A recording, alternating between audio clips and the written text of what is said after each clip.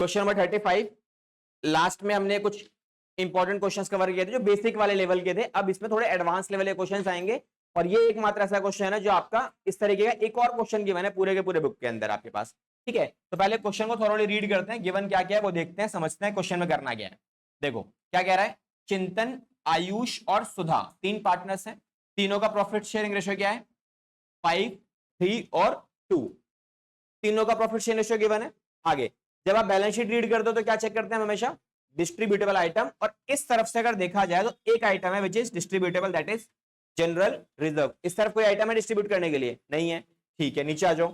अब ये कह रहा है भाई चिंतन को हम लोग क्या कर रहे हैं, रिटायर कर रहे हैं फर्म से। अब चिंतन कौन है मेरा, चिंतन है पहला पार्टनर, फर्स्ट पार्टनर। जैसे मुझे फर्स्ट पार्टनर मिला तो क्या करोगे आप, जो गया उसको क्रॉस कर दो, दैट मींस हमें आइडेंटिफिकेशन हो जाती है कि कौन सा पार्टनर छोड़ के गया है, ताकि हमारे लिए आगे जाके गेनिंग रेशियो निकालना सिंपल हो जाता है। ठीक है, चलो अब आगे क्वेश्चन में क्या बोला, कह रहा है चिंतन जब रिटायरमेंट लेगा तो हमें हमारे पार्टनर्स के बीच में कुछ एग्रीमेंट्स हुए हैं, जिसके अंदर पहला एग्रीमेंट क्या है कि हमने जब चेकआउट किया तो हमारे डेटर्स में 5,000 रुपए का नुकसान हुआ, जिसे हम रिकॉर्ड करेंगे एज अ बैड डेट्स। ठीक है, उसके बाद बैड डेट्स होने के बाद हम इन्हें डिसाइड किया कि भैया 5% डेटर्स और ऐसे हो सकते हैं जिनका पैसा मुझे नहीं मिलेगा, और उसके लिए मुझे प्रोविजन क्रिएट करना है 5% का। तो देखो ये 5,000 का लॉस हुआ, 5% का जो हम प्रोविजन क्रिएट करेंगे वो भी हमारा लॉस हुआ। बट इसमें से सबसे पहले जो ये प्रोविजन बनाते हैं इसका मोटिव क्या होता है, इस वाले का प्रोविजन फॉर डाउटफुल डेट्स का, इसका सिंपल सा मोटिव होता है कि फ्यूचर में अगर कुछ नुकसान हुआ तो we will adjust the amount, हम इतने नुकसान झेल सकते हैं। तो कितने का नुकसान हुआ है, 5 का ही नुकसान हुआ है, जिसकी हमने तैयारी पहले से कर रखी है कि भैया अगर इतना पैसा डूबेगा तो हम झेल लेंगे, और इतना ही एग्जैक्ट अमाउंट डूबा है। तो आपका एक तरीके से देखा जाए तो ये तो लॉस है ही नहीं हमारा, क्योंकि we have already prepared for this amount. तो एक्स्ट्रा लॉस कितना है फिर, तो लॉस केवल ये 5% का अमाउंट है, this is a extra loss.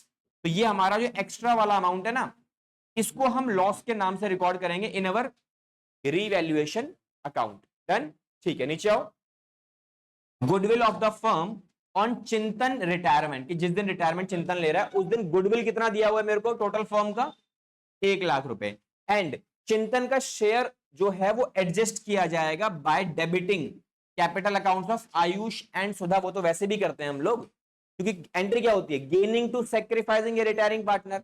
ये दोनों बंदे तो गेन हो रहे हैं, इनको ही डेबिट करोगे आप, और क्रेडिट किसको करोगे आप, चिंतन को करोगे, बिकॉज वो रिटायरिंग पार्टनर है। तो ये लाइन ना भी देता तो भी हम ऐसे ही करते, दे दी तो अच्छी बात है, कोई दिक्कत नहीं है। देन उसके बाद क्वेश्चन ने क्या बोला, स्टॉक इज रीवैल्यूड एट ₹36,000, मतलब जो भी आपका स्टॉक अवेलेबल है विच इज 30,000 रुपए, वो ये कह रहा है कि भैया हमने चेक करवाया ये 30 नहीं है, ये 36 है, तो फायदा हुआ 6,000 का। ठीक है, उसके बाद फर्नीचर के बारे में ये पता लगा कि जो उसकी वैल्यू हम लोगों ने लिखी हुई है 60, वो 60 नहीं है, वो अपनी वैल्यू से 9,000 रुपए कम पे रिकॉर्ड कर रखा है। दैट मींस उसका एक्चुअल प्राइस कितना होना चाहिए, 69,000 रुपीज, और वो हमारा 9,000 का बेनिफिट हो गया मेरा, तो फायदा जो हुआ तो फायदा रिकॉर्ड कर लेंगे। उसके बाद कह रहा है लायबिलिटी आ गई हमारी किसकी, वर्क्समैन कंपनसेशन की, कितने रुपए की, 2,000। अब जैसे ही आपको वर्क्समैन कंपनसेशन के ऊपर एक लायबिलिटी मिलेगी तो क्या चेक करोगे आप, ऊपर क्या कोई रिजर्व अवेलेबल है, यहां पे, यहां देखो कोई वर्क्समैन कंपनसेशन रिजर्व अवेलेबल है,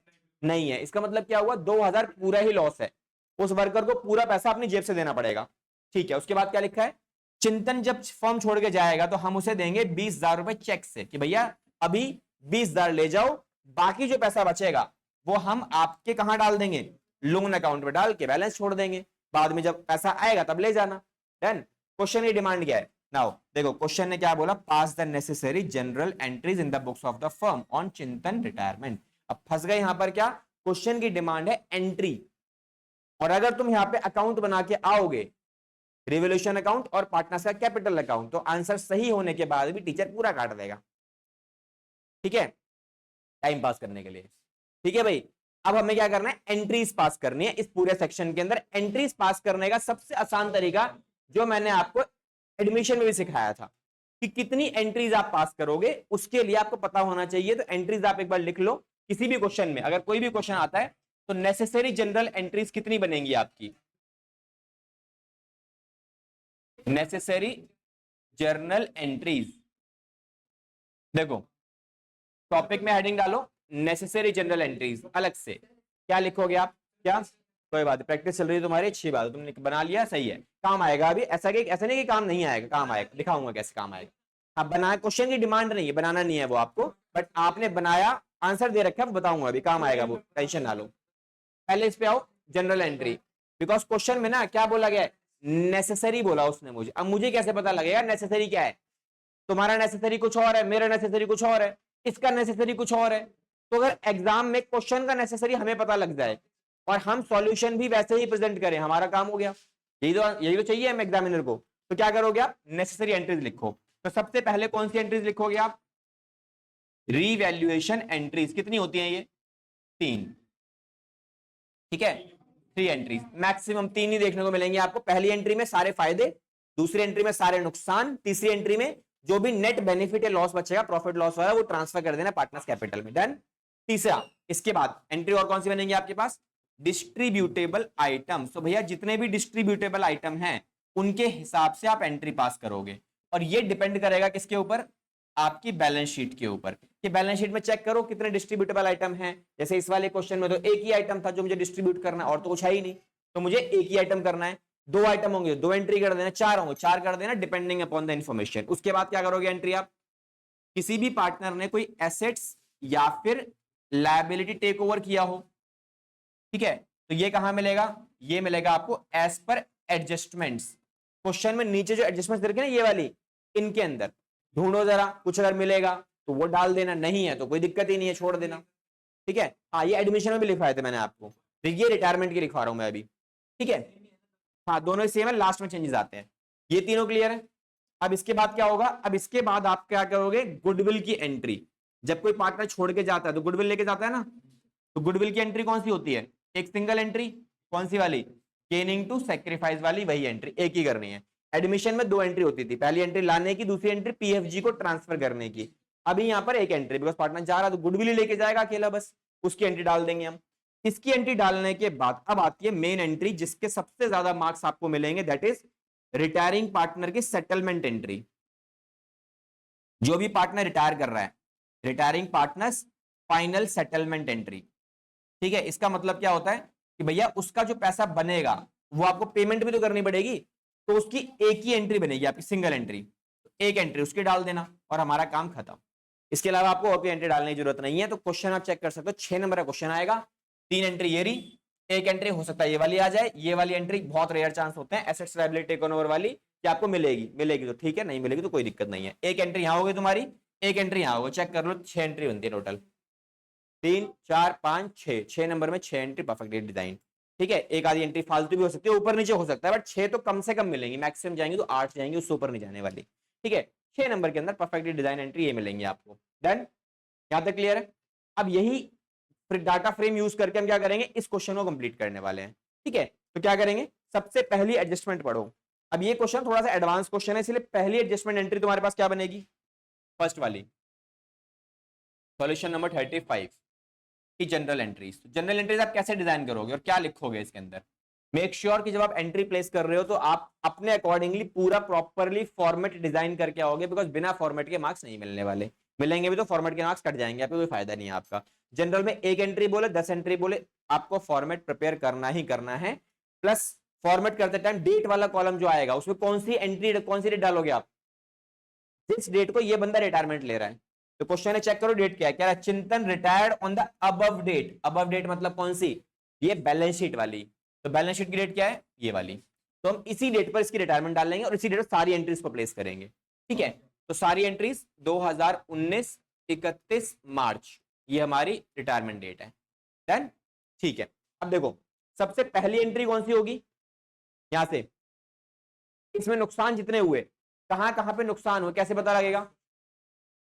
हमेशा एक ट्रिक यूज करना है इसके लिए।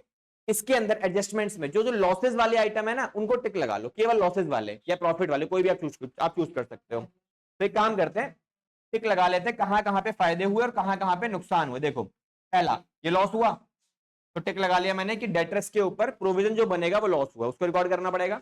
उसके अलावा स्टॉक्स में तो फायदा हुआ है तो उसको छोड़ दो, फर्नीचर में भी फायदा हुआ है इसे भी छोड़ दो, वर्कमैन कंपनसेशन में 2000 का लॉस हुआ है, क्लेम मुझे देना पड़ेगा तो ये लॉस हुआ, ये भी रिकॉर्ड कर लेंगे। तो 2 लॉसेज है मेरे पास, 2 फायदे। ठीक है, इन दोनों को रिकॉर्ड करेंगे। तो पहले एक काम करते हैं, इसमें जो ये वाला अमाउंट है 5,000 वाला, इसको भी रिकॉर्ड करना पड़ेगा। ठीक है, क्या हुआ था, ये बैड डेब्ट्स की एंट्री डालेंगे। तो क्या लिखोगे आप इसमें, एंट्री क्या लिखोगे आप इसमें, bad debts account debit to, नुकसान हुआ तो नुकसान किससे हुआ, डेटर्स में से हुआ, डेटर्स अकाउंट। कितने रुपए का नुकसान हुआ था इसके अंदर हमारे को, 5,000 रुपए का। देन नरेशन फ्रेम करेंगे, being bad debts return of. उसके बाद एंट्री अगली वाली सेम डेट पर, जो ये नुकसान हुआ क्या ये एडजस्टेबल है या फिर रिवोल्यूशन में डाल दूं, एडजस्टेबल है ना। तो इसका मतलब इसे कहां लिखोगे आप, provision for doubtful debts account debit to bad debts. कितना नुकसान एडजस्ट कर सकते हो आप, पूरा 5,000 रुपए। ठीक है, तो 5,000 रुपए फुल अमाउंट आ गया मेरा एडजस्टमेंट का। तो ये मैंने अपना लॉस पूरा एडजस्ट करवा लिया, हमारा काम खत्म। अगली एंट्री अब आएगी लॉस को रिकॉर्ड करने की, ये वाली। अब लॉसेस को रिकॉर्ड करना है सीधा। तो लॉसेस को डेबिट करेंगे रिवोल्यूशन अकाउंट में या क्रेडिट करेंगे, लॉसेस को रीवैल्यूएशन अकाउंट में डेबिट करते हैं। तो एंट्री के अंदर रीवैल्यूएशन अकाउंट डेबिट होगा और जो लॉसेस हैं वो कहां जाएंगे, क्रेडिट साइड में। तो पहला लॉस कितना हुआ, पीएफडीडी। दूसरा क्लेम आया था वर्कमैन कंपनसेशन का। ठीक है, कितना अमाउंट निकाला था आप लोगों ने, ये निकाला होगा 2750 का, और ये निकाला होगा कितना 2000 का। क्वेश्चन में डायरेक्टली गिवन है। तो टोटल लॉस कितना हुआ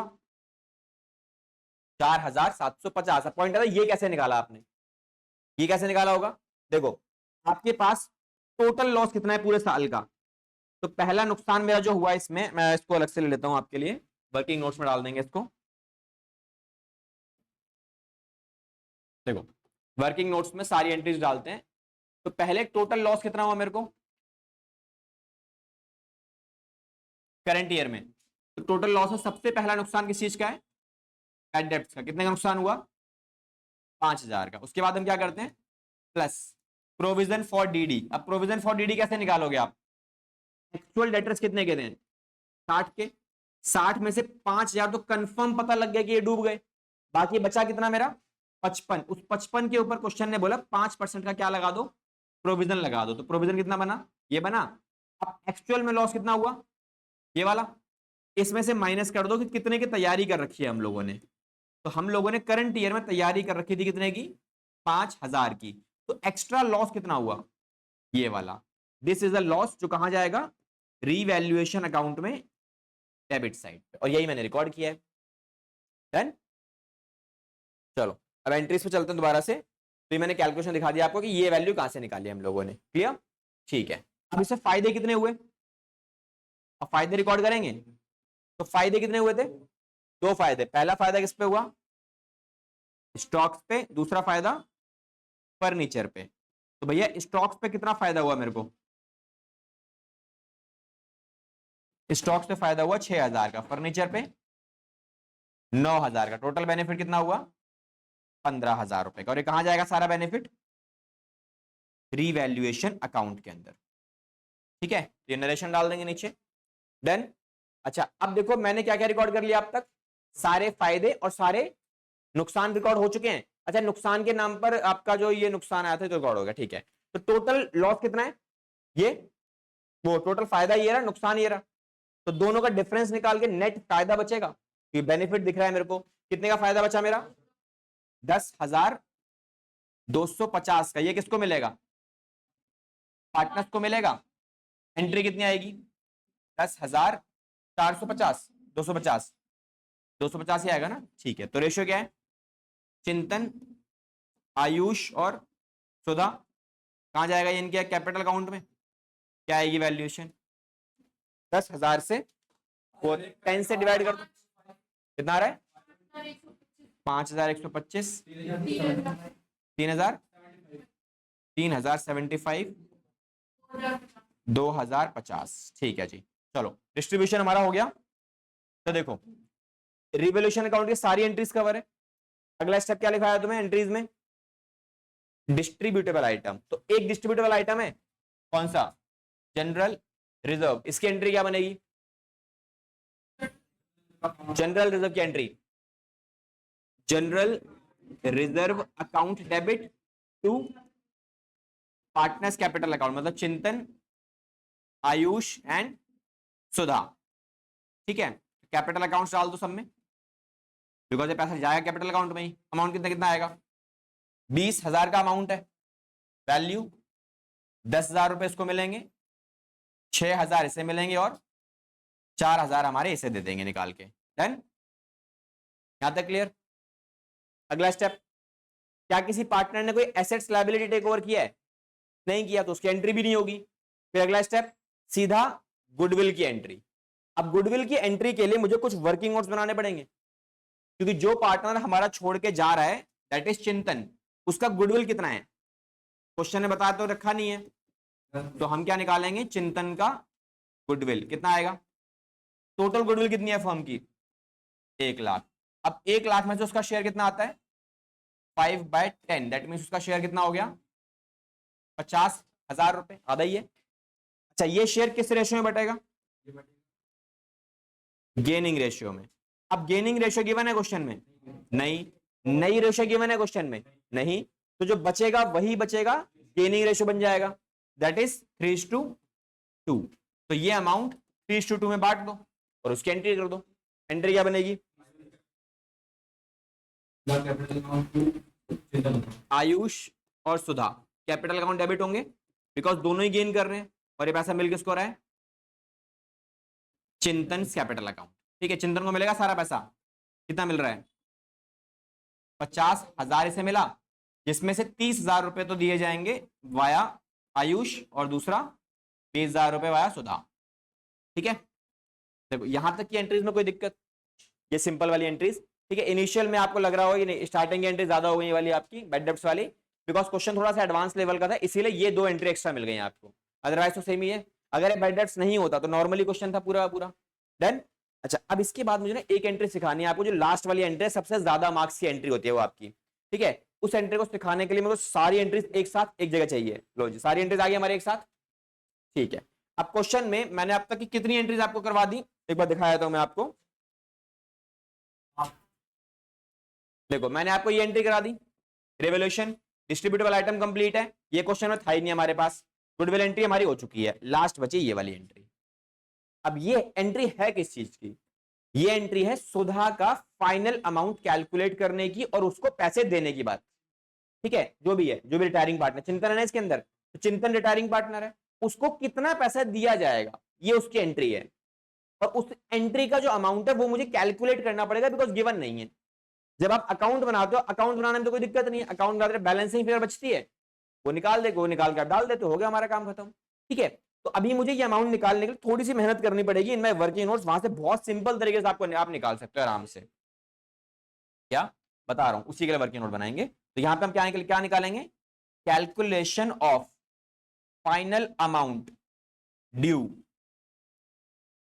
फॉर सुधा, तो चिंतन के लिए कितना पैसा मेरा फाइनल होगा वो निकालना पड़ेगा। देखो ये निकालने का सिंपल सा तरीका होता है, दैट इज जितने भी उसके क्रेडिट बैलेंस है उनको प्लस कर लो, ठीक है, और इसमें से माइनस करेंगे क्या, डेबिट बैलेंसेस, जितने भी डेबिट बैलेंस है वो सारे माइनस कर दो। अब पॉइंट ये आता है कि आपको कैसे पता लगेगा कि कितने डेबिट है कितने क्रेडिट है, ये मिलेंगे आपको एंट्रीज के अंदर, ठीक है। यहां से चेक करो कितने डेबिट है और कितने क्रेडिट है। देखो चिंतन का पहले आपको निकालना है कौन सा बैलेंस, क्रेडिट वाला, चेक करो कितने हैं। पहली एंट्री में चिंतन का है, यहां कहीं पे चिंतन नहीं है, यहां भी नहीं है, यहां भी नहीं है, यहां भी नहीं है, यहां मिला, ये रहा चिंतन का बैलेंस मिला मुझे क्रेडिट साइड पे कितने रुपए का, 5125 प्लस, और देखो और चिंतन, ये रहा चिंतन यहां भी है, कितना आ रहा है 10,000, ये भी प्लस कर लो 10,000 रुपए, ठीक है। और कहां पे चिंतन है, और ये भी क्रेडिट पे आ रहा है कितना, 50,000, ठीक है। क्या इसके अलावा और कुछ क्रेडिट है, नहीं। देखो 3 आइटम तो मुझे कहां मिले, एंट्रीज के अंदर, एक आइटम और है, कौन सा 20,000, वो तो बाद की बात है। अभी मैं फाइनल अमाउंट कैलकुलेट करके कितना बनता है, ठीक है। और एक अमाउंट क्रेडिट में और है, इसका जो चिंतन को देना पड़ेगा, क्या, उसकी कैपिटल, बिकॉज बिजनेस में उसने कुछ पैसा इन्वेस्ट भी तो किया हुआ है, ये कैपिटल वाला, तो ये भी तो वो लेके जाएगा, दैट इज 90,000 रुपए। तो क्या किया आपने, 90,000 रुपए मैंने ये भी प्लस कर लिया। Just find out the value, सारी वैल्यूज को प्लस करके वैल्यू निकालो कितनी आती है, हाँ 1,35,125 रुपए, ठीक है, अब निकालो इसका डेबिट बैलेंस। क्या कितना आएगा? 1,45,000 ले लो यार, 1,45,125। ठीक है भाई, 1,45,000 है। कितना आ रहा है? एक 1,00,000, हाँ 1,55,000 आएगा। 1,50,000 और 1,55,000, 125 रुपए। चलो ठीक है, no offence. Then debit side के बताओ। अब इस पूरे क्वेश्चन में चेक करो, क्या कहीं पे चिंतन डेबिट हुआ है? यहां भी क्रेडिट था, यहां भी क्रेडिट था, यहां भी क्रेडिट था। दैट मींस डेबिट साइड पे कोई अमाउंट ही नहीं है उसका, दैट इज 0। ठीक है, तो मैंने क्या किया, अलग से कैलकुलेशन वर्किंग नोट आपके लिए बना रखे हैं, तो ये वैल्यू यहां डाल देंगे। 1,55,000 का इसका बैलेंस ये आया था क्रेडिट वाला, ये 0। तो फाइनल अमाउंट कितना बचा है इसका, फाइनल ड्यू कितना आ रहा है? 1,55,125, ये मिल गया, ये अमाउंट चाहिए था। अब क्वेश्चन में इतना पैसा मुझे उसे देना है, क्या हमने दिया पूरा? कुछ तो दिया ही है। क्वेश्चन ने क्या बोला, इसमें से मैंने कितना पैसा दे दिया उसे? 20,000 हमने उसे दे दिया, और बाकी पैसा 1,35,125 बचा। अब मुझे एक बात बताओ, ये 20,000 रुपए हमने क्या पार्टनर को दिया है? और किसको दोगे, चिंतन पार्टनर ही तो है, पार्टनर को दिया है ना, तो वो पार्टनर की कैपिटल में से तो एडजस्ट किया जाएगा। तो इसकी एंट्री क्या बनाओगे आप? इसकी एंट्री क्या बनेगी तुम्हारे नीचे यहां पे लास्ट में? आप क्या कर रहे हो, चिंतन का कैपिटल अकाउंट सेटल डाउन कर रहे हो। तो चिंतन जब फॉर्म छोड़ के जाएगा तो अपना पैसा लेके जाएगा, दैट मींस वो लायबिलिटी कैंसिल हो जाएगी। तो एंट्री क्या बनेगी तुम्हारे पास, चिंतन का कैपिटल अकाउंट डेबिट। कितने रुपए की लायबिलिटी बन रही थी इसकी? 1,55,125, जिसमें से हमने इसको बोला कि भैया एक काम करो, चेक ले जाओ, कितने का? 20,000 का। तो जो 20,000 का चेक मैंने इसे दे दिया वो बैंक से क्रेडिट हो जाएगा, और बाकी जो बच गया वो हमने इसे बोला था भैया अभी पैसे नहीं है, बाद में ले जाना, तो वो हम कहां डाल देंगे, इसके लोन अकाउंट में। कितने रुपए का अमाउंट आया? 1,35,125। This is the final settlement entry, maximum marks इसके मिलते हैं आपको, और you can check it out. यहां दिया हुआ है चिंतन का लोन अकाउंट विच इज 1,35,125 रुपए, और हमारा डाटा खत्म। ठीक है, तो ये आपकी एंट्रीज वाला क्वेश्चन है, ऐसे क्वेश्चन आपको फ्रेम करना है। हाँ, पहले रिवोल्यूशन की एंट्रीज करोगे, फिर distributable item as per the balance sheet, फिर उसके बाद एसेट्स लायबिलिटी जितने जो पार्टनर लेके गया नहीं लेके गया, देन गुडविल, और लास्ट में ये entry. Now back to question number 36। 36 में क्वेश्चन में क्या दिया हुआ है आपको, एक बार क्वेश्चन को देखेंगे, थॉरोली रीड करेंगे तरीके से, और पढ़ते हैं पहले क्या क्या इन्फॉर्मेशन है। तो पहला पॉइंट, एबीसी 3 पार्टनर्स हैं, तीनों पार्टनर्स का प्रॉफिट शेयरिंग रेशियो आपको कितना दिया हुआ है? 4, 3 एंड 3। बैलेंस शीट रीड करते टाइम क्या चेक करते हैं, कितने डिस्ट्रीब्यूटेबल आइटम है? तो मेरे पास एक ही डिस्ट्रीब्यूटेबल आइटम है विच इज जनरल रिजर्व, 20,000 रुपए का, same as previous one. Asset side पे एज सच कोई आइटम नहीं है जो मुझे डिवाइड करना पड़े। नीचे आ जाते हैं, कह रहा है कि बी हमारा जो है वो है रिटायरिंग पार्टनर, और कुछ टर्म्स के ऊपर वो रिटायरमेंट ले रहा है, मतलब कुछ टर्म्स एंड कंडीशंस है जो उसने बताई हैं। तो ये कंडीशंस क्या है?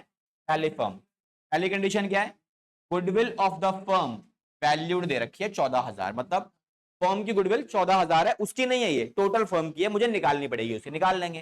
Then stocks, land and building, इनमें फायदा हुआ है 10% का। कितना फायदा होगा स्टॉक्स पे? 2,000 का फायदा होगा। देन लैंड एंड बिल्डिंग पे 10% का फायदा होगा, मतलब 3600 का फायदा लैंड एंड बिल्डिंग पे होगा तुम्हारे को। उसके बाद plant and machinery and computer printer के ऊपर इनकी वैल्यू कम करनी पड़ेगी, रिड्यूस्ड लिखा है और बाय लिखा है, दैट मींस 10% का नुकसान हुआ। किस पर? प्लांट एंड मशीनरी और कंप्यूटर प्रिंटर पर, तो 2,800 और 800 रुपए का नुकसान हो गया। देन उसके बाद कह रहा है सन्ड्री डेटर्स आर गुड, मतलब भैया सारे बंदे अच्छे हैं, किसी पर डाउट करने की जरूरत नहीं है आपको। दैट मींस ये 2,000 रुपए का जो डाउट आपने क्रिएट कर रखा है इसे खत्म करो। जैसे ही आप प्रोविजन खत्म करोगे तो फायदा होगा, क्योंकि फायदे से क्या होगा, ये हटा तो ये वैल्यू बाहर चली जाएगी अपने आप, मतलब डेटर्स की वैल्यू बढ़ जाएगी अभी, तो फायदा हो गया हमारे लिए।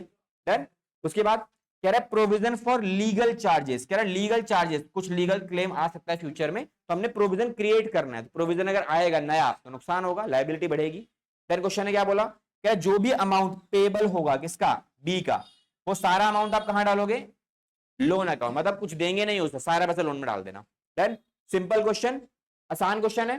चलो तो क्वेश्चन की डिमांड के हिसाब से हम क्या बनाएंगे, सबसे पहले रीवैल्यूएशन अकाउंट। तो बनाते हैं रीवैल्यूएशन अकाउंट। क्या बताऊं, एबीसी। तो पहले रिकॉर्ड करते हैं फायदा रेशियो 433। तो कितने फायदे हैं मेरे पास इसके अंदर, पहला स्टॉक्स में फायदा हुआ, देन उसके बाद फायदा हुआ लैंड एंड बिल्डिंग में। इसमें कितना फायदा है स्टॉक्स में, 2000 का फायदा हुआ ना इसमें। तो ठीक है, ये 2000 का फायदा हुआ स्टॉक्स में, और इसमें कितना फायदा हुआ 3600 रुपए का। प्लांट एंड मशीनरी 433 रेशियो दिया है आपको। प्लांट एंड मशीनरी में और कंप्यूटर प्रिंटर के अंदर नुकसान हुआ है। तो कितना नुकसान हुआ है प्लांट एंड मशीनरी में, 2800 रुपए का नुकसान यहां हो गया, और 800 रुपए का नुकसान हमारा कंप्यूटर प्रिंटर में हो गया। Then provision for legal charges, ये भी लॉस है, प्रोविजन फॉर लीगल चार्जेस। अब ये कितना गिवन है मुझे, 2000 रुपए का। और एक फायदा हुआ प्रोविजन फॉर डाउटफुल डेट्स के अंदर, कि हमें प्रोविजन क्रिएट नहीं करना, तो 2000 रुपए जो क्रिएट कर रखा है वो हटाना पड़ेगा, फायदा हो गया। Then complete. और तो हमारे पास कुछ नहीं है, just make a balance and find the balancing figure. कितना आ रहा है इस तरफ, कितनी आ रही है वैल्यू 7600। तो सेम वैल्यू इधर भी आनी चाहिए 7600। ये टोटल कितना आ रहा है 5600। डिफरेंस कितना आ रहा है 2000 रुपए का। वो 2000 रुपए हम डाल देंगे सीधा पार्टनर्स के कैपिटल अकाउंट में, A B and C. Ratio 433। 2000 का जो अमाउंट है वो डिवाइड होगा 10 से, डिवाइड करेंगे तो कितना आता है 200 इंटू में 4 800, 200 इंटू में 3 600 और 600। डन। चलो अब आ जाओ सीधा रीवैल्यूएशन अकाउंट के बाद पार्टनर्स के कैपिटल अकाउंट के ऊपर। तो पार्टनर्स कैपिटल अकाउंट में कितनी वैल्यू आनी है 3, 1 2 3, ए बी और सी। तो नेक्स्ट पे आते हैं वैल्यू ए बी एंड सी। इसके बाद दोबारा से ए बी और सी। चलो तो सबसे पहले, अब जब मैंने आपको ये बनवाया था इसके भी स्टेप्स लिखवाए थे आपको, क्या क्या स्टेप्स फॉलो कर रहे थे। जब भी आप ये बना रहे हो ना, आपको हमेशा ना स्टेप्स के ऊपर काम करना है। आपके स्टेप्स जितने फॉलो करोगे उतने ज्यादा चांसेस बढ़ जाते हैं सॉल्यूशन ठीक होने के। पहला स्टेप क्या है, बैलेंस ब्रॉड डाउन। तो ब्रॉड डाउन क्वेश्चन में गिवन है 32, 24,000 रुपए, देन उसके बाद 20,000 रुपए। अगला आइटम, अगला step distributable item, that is only a general reserve from the balance sheet. कितना है 20,000 रुपए का है। तो ये अमाउंट 8 6 और 6। लो जी ये भी कंप्लीट है। उसके बाद अगला स्टेप, अगला step assets liability taken over नहीं है क्वेश्चन में, फिर सीधा रीवैल्यूएशन पे आ जाओ। तो भाई रीवैल्यूएशन अकाउंट में फायदा हुआ था, फायदे के नाम पर 800 इसको मिल गए, 600 इसको मिल गए और 600 इसको मिल गए, हो गया हमारा काम। उसके बाद गुडविल का डाटा। अब गुडविल के लिए तो मुझे थोड़ी मेहनत करनी पड़ेगी इन माय वर्किंग नोट्स। तो आ जाओ वर्किंग नोट्स में सीधा, वर्किंग नोट्स। तो कौन रिटायरमेंट ले रहा है बी। तो भैया 20 गुडविल कितनी आएगी बी की, टोटल फर्म की गुडविल क्वेश्चन में गिवन है 14,000 रुपए की, जिसमें से उसका शेयर बनता है 3/10। फाइनल अमाउंट कितना बनने वाला है मेरे पास 4,200 रुपए का। अब ये 4,200 कौन देगा, बचे हुए दोनों partners, that means A and C. तो यहां क्या लिखोगे आप, gaining ratio of A and C. तो कितना आने वाला है दैट इज 4:3। रीजन नई रेशियो गिवन नहीं है, तो जो बचा वही आपका न्यू और वही आपका गेनिंग। हो गया हमारा काम। इसे उठाओ इस रेशियो में डालो। तो क्या सिखाया था लास्ट क्लास, पैसा कौन देगा, ए देगा और सी देगा। किसको देंगे दोनों पैसा ये निकाल के, बी को देंगे। तो बी का पैसा बढ़ेगा, कितना बढ़ेगा 4,200। अच्छा इसका पैसा बढ़ेगा मतलब किस तरफ जाएगा, ये क्रेडिट साइड।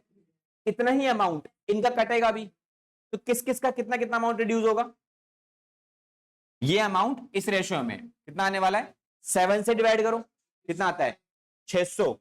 600 इंटू में 4 2400, 600 इंटू में 3 1800। और ये दोनों वैल्यूज कहां आएंगी, इन दोनों के डेबिट साइड पे। ठीक है रिकॉर्ड करते हैं। तो ए का कितना पैसा कटा 2400 रुपए, और इसका कितना कटा 1800। किस नाम से, बी के नाम से। और बी को पैसा मिलेगा सेम 2400 और 1800 रुपए का। देन तो this is the last part of this account. यहां पे क्या लिखेंगे आप, बाय ए और सी, बिकॉज वहां से पैसा इन्हें मिल रहा है। अब इसके बाद just make a balance and find the balancing figure. सबसे पहले बैलेंस किसको करोगे, जो पार्टनर जा रहा है।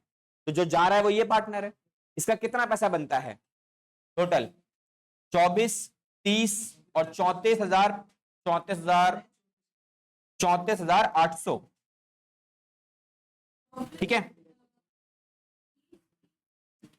क्या 34,800 में से कुछ पैसा हमने से दिया। क्वेश्चन है लास्ट एंट्री में क्या बोला था कि जितना पैसा इसका बनेगा सारा लोन में डाल देना। तो सारा अगर लोन में डालेंगे तो क्या लिखोगे जरा, टू बीज लोन अकाउंट, कितनी वैल्यू आएगी, जितना है सारा अमाउंट, ये वैल्यू यहां डाल दो। डन। इसके बाद जो पार्टनर बच गए उनका पैसा बैलेंस सीडी में। अब बैलेंस सीडी में टोटल करके बैलेंस निकाल लो बस। ये कितना आ रहा है, 26,600 और ये वाला 40,800। सेम आना चाहिए नीचे, ये भी सेम 40,800 और दिस इज 26,600। 1800 माइनस कर दो, 24,800। देन उसके बाद 3,000 माइनस कर दो, 2,000 माइनस करके 38,400 रुपए। Then this is it, partners capital account बन गया।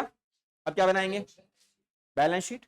तो बैलेंस शीट कैसे बनेगी, जहां जहां चेंजेस हुए वहां वहां चेंजेस रिकॉर्ड करो, जहां कुछ नहीं हुआ वो सेम एज इट इज। तो चलो डाल देते हैं वैल्यूज, रुपीज, एसेट्स, देन उसके बाद लायबिलिटीज। तो चलो जी आ जाओ वैल्यूज के ऊपर, वैल्यूज फ्रेम करते हैं। तो पहली वैल्यू क्या आएगी मेरे पास, सबसे पहले क्या किया मैंने इधर, क्रेडिटर। कितनी वैल्यू है क्रेडिटर्स की, क्रेडिटर्स के अंदर है 7,000, चेंज तो कुछ हुआ नहीं है, same as it is. Bills payable same as it is 3,000। General reserve divide हो चुका है, दोबारा तो आएगा नहीं। फिर उसके बाद कैपिटल अकाउंट्स। कैपिटल अकाउंट कहाँ है, ये दिख रहे हैं ऊपर सीधे सीधे, किस किस के हैं ये, ए और सी के। कितना आएगा, 38,400। उसके अलावा दूसरा 24,800। तो फाइनल अमाउंट 63,200। अब इस तरफ जो बी था, बी के पैसे तो दिए नहीं आपने, तो बी का जो अमाउंट था सारा कहां जाएगा, बीज लोन अकाउंट में। कितना आया था ये, 34,800 रुपीज का अमाउंट। डन। अच्छा अब आ जाओ सारे एसेट साइड पे।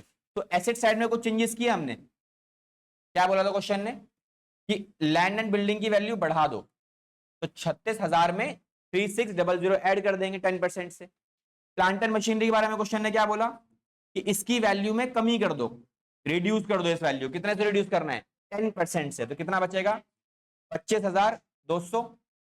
कंप्यूटर प्रिंटर के अंदर भी सेम काम कि उसकी वैल्यू भी आपको 10% से कम करनी है, 7,200। देन स्टॉक्स की वैल्यू बढ़ानी है मुझे, कितने से, सेम 10% से। तो वैल्यू कितनी हो जाएगी ये, 22,000 रुपए की। डेटर्स के अंदर क्वेश्चन ने कहा था भैया सारे डेटर्स बहुत बढ़िया हैं तो पैसा डूबेगा नहीं, इसका मतलब पूरा 14,000 रुपए डेटर्स की लिस्ट में आ जाएगा। बैंक बैलेंस में कोई चेंज नहीं, ना पैसा कहीं से आया और ना ही पैसा आपने किसी को पे किया। तो जितना अमाउंट आएगा सारा डाल देंगे, 2,000। बैलेंस शीट की सारी आइटम खत्म। लास्ट स्टेप क्या करते हैं, लास्ट स्टेप चेक करते हैं रीवैल्यूएशन अकाउंट। चेक करो रिवैल्यूएशन, सब कुछ हो गया। देखो प्लांट एंड मशीनरी हो गया, कंप्यूटर प्रिंटर हो गया, प्रोविजन फॉर ये रह गया, इसको रिकॉर्ड करना है। ये हो गया स्टॉक्स, ये भी हो गया, ये भी हो गया, और ये आइटम आप यहां ट्रांसफर कर ही चुके हो। तो एक ये बचा हुआ है, ये क्या है, लाइबिलिटी। तो लाइबिलिटी रिकॉर्ड करेंगे 2,000 रुपए की। किस नाम से रिकॉर्ड करोगे ऐसे, जो इसका नाम है, that is provision for legal charges. तो प्रोविजन क्रिएट करना है आपको लीगल चार्जेस, कितने का, 2,000 रुपए का। एंड आफ्टर डूइंग दिस आप इसे प्लस कर लेना। अगर आपने पूरे क्वेश्चन में कहीं भी कैलकुलेशन एरर नहीं किया है तो 2000% आपका आंसर मैच करेगा।